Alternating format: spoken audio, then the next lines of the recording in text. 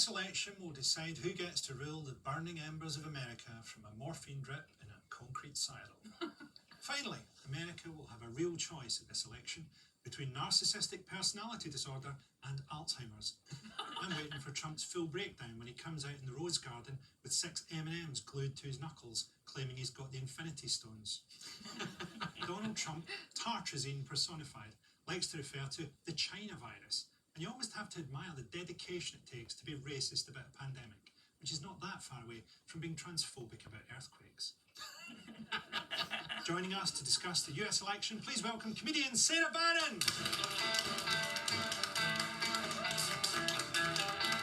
Hi, guys. Good to see you again. Good to see you again. Thanks for having me. Thanks for coming.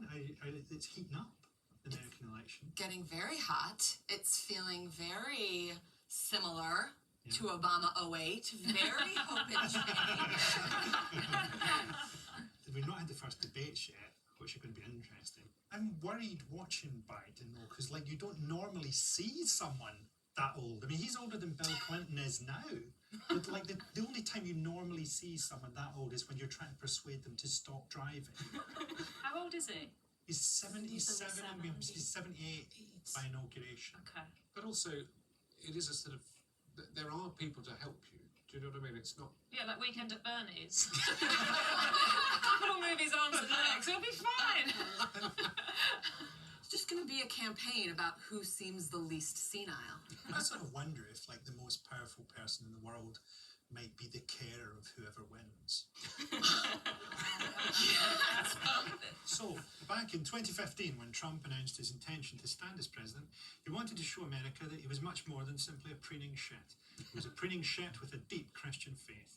Here's an early glimpse of candidate Trump fielding tricky spiritual questions in this noisy interview. Okay. You mentioned the Bible. You've been talking about how it's your favorite book.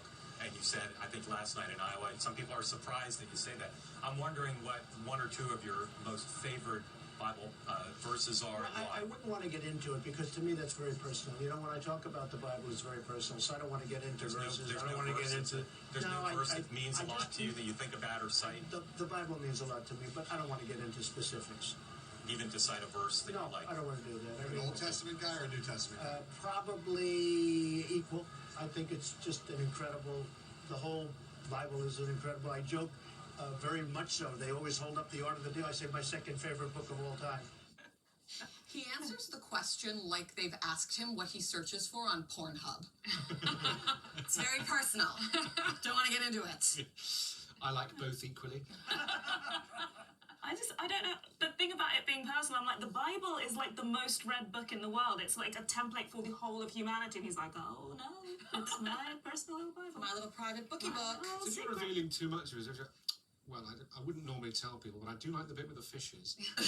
Maybe he likes it's the not a bad window bit. to a soul, is it? I try to imagine an evangelical Christian, so someone who's concerned about moral depravity and Christian values under attack, and they see, how do they possibly see Donald Trump and go, that guy, here's our guy. I think they're just incredibly practical. I think they go, this guy doesn't believe in God, but he'll do what we say.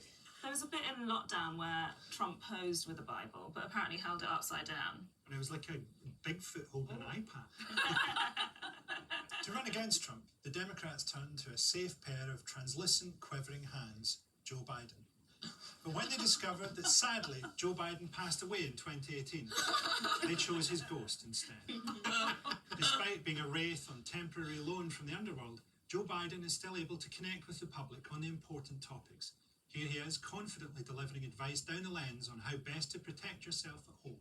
Do you believe that banning certain weapons and high-capacity magazines will mean that law-abiding citizens will then become more of a target to criminals, as we will have no way to sufficiently protect ourselves? First of all, the idea that... Repeat the last part of the question, please. So she's asking if a ban goes into effect on certain kinds of weapons and high-capacity magazines. And what's her name? Kate. Kate, if you want to protect yourself, get a double-barrel shotgun, have the shells, a 12-gauge shotgun, and I promise you, as I told my wife, I said, Jill, if there's ever a problem, just walk out on the balcony here, or walk out, put that double-barrel shotgun, and fire 2 blasts outside the house. I promise you, who's ever coming in is not going to... You don't need an AR-15. It's harder to aim, it's harder to use, and in fact, you don't need 30 rounds to protect yourself. Buy a shotgun. Buy a shotgun. How many postmen has he killed? He's really rooting for the hillbillies and rocking chairs demographic with that. He is trying to, he's trying to court the vote of someone who's basically just been like, hey, why can't I have a machine gun in my house? I want it in my house. And you can't say, oh, well, because you're not a drug lord fighting off a rival cartel. Yeah. And you can't say that, so you wind up with this lunacy, that verbal diarrhea instead. I don't know if that's necessarily true, because what I got from that is because you can't use it, Mary. Because it's so simple gun for ladies. It's got 2 bullets in it. How wrong can it go? There's 2 bullets. He managed to be both condescending and mental. He was taking her in hand. He was like, little lady, buy a shotgun. And then he whispers it again. Buy a shotgun. It doesn't look very fun, does it, though, politics? No. Maybe, you need to have lost your faculties to want to be able to do the job. The only other person that wanted to do it was, Kanye. But being in charge of anything is really annoying. If you're in charge of taking, for instance, 5 children to a trampoline park, that's really exhausting and You should really get annoying. Kanye to do it. There are some serious obstacles in the way of Joe Biden becoming president. Like any step higher than about 2 inches. The one good thing about Biden losing in November is that it'll mean he's still alive in November. Also, let's face it, 4 more years of Trump will mean a glorious crescendo of wild, egotistical ramblings, like this bit of live brainstorming on how best to beat COVID-19. Supposing we hit the body with a tremendous, whether it's ultraviolet or just very powerful light, and I think you said that hasn't been checked, but you're going to test it. And then I said, supposing you brought the light inside the body, which you can do either through the skin or in some other way. And I think you said you're going to test that too. Sounds interesting. Right, and then I see the disinfectant where it knocks it out in a minute, 1 minute. And is there a way we can do something like that by injection inside or almost a cleaning? Because you see it gets on the lungs and it... If he doesn't get re-elected, you have to get him on the line. I like that doctor. She was just trying to work out if she was having a stress dream. Yeah. Is this real? If I don't know, maybe it's not real. It's like they were playing an improv game. He was like, and I think you're going to test that as well. You're going to do a little song in a minute, aren't you, about the disinfectant? I know, I felt the next one was going to be and has anyone tried pissing on it? I hear that works with jellyfish stings. I was very unsurprised to see that Donald Trump can't tell when a woman's body language is telling him to stop. He thinks he might be right. That's the thing, he thinks he's part of the team. He's like, we could try this. I think also they're standing in a green room or something waiting to go on, and he's just burbling rubbish, and she's kind of going, yeah, and then he's like, we'll drink bleach and take a UV light up your ass. But sure, yeah, we'll look into it.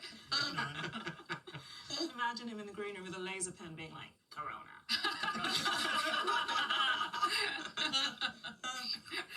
Both parties have one thing in common. They're putting forward candidates whose mental capacity is regularly called into question. Here's Trump boasting about his razor-sharp cognitive skills in a carefully arranged, socially distanced interview. I said to the doctor, it was Dr. Ronnie Jackson, I said, is there some kind of a test, an acuity test? And he said there actually is, and he named it, whatever it might be, like a memory question. It's like you'll go person, woman, man, camera, TV. So they say, could you repeat that? So I said, yeah. So it's person, woman, man, camera, TV. Okay, that's very good. If you get it in order, you get extra points. They said nobody gets it in order. It's actually not that easy, but for me it was easy. Go back to that question and repeat them. Can you do it? And you go, person, woman, man, camera, TV. So I think he's at the limit of how weird a person can be and not die. Obama didn't come out and remind us that he could remember nouns. What's so worrying to me about that, it's not even that the president had to take a dementia test. It is, but he's presenting it like it's an intelligence test. He thinks passing it is this incredible achievement. Like, even he's surprised that he's not more insane. Also, he failed it. He couldn't remember the name of the memory test. Like, surely that's the test. This is the thing. Well, that's the end of the show. Thanks to my guests, Sarah Pascoe, Miles Jupp, Sophie Duker, Sarah Barron, and Guz Khan.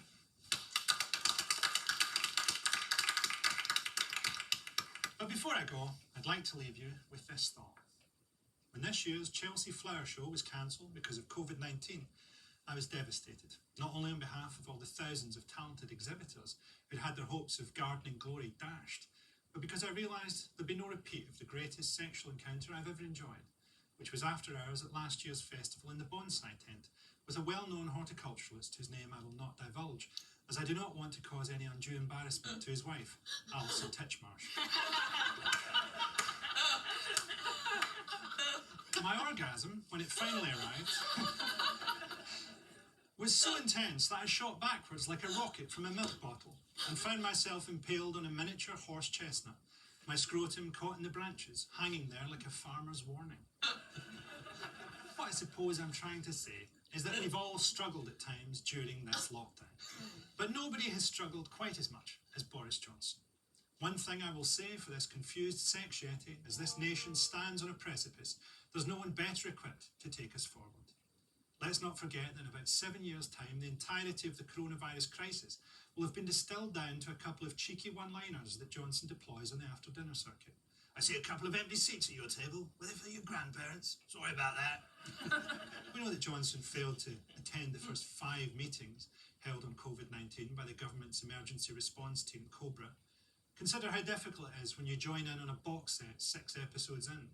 Boris missed the first 5 and then joined in on the 6th and hoped that no one would notice, much as he did with his children. I think a government that has already had a cash for favours scandal with a Prime Minister who has ennobled his own brother is likely to descend into a swamp of corruption and nepotism, which is, after all, just incest for cowards. Now, with his fluffy lockdown hair, increasingly it looks like you could blow on his head to find out the time in Cuntland.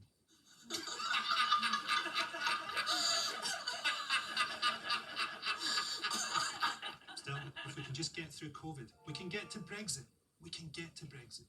And post-Brexit, Boris can finally, truly emulate his hero, Winston Churchill, by starving millions of people to death. Good night. And there was stirring at the bubble in the rock. The fishes leap up to take a look.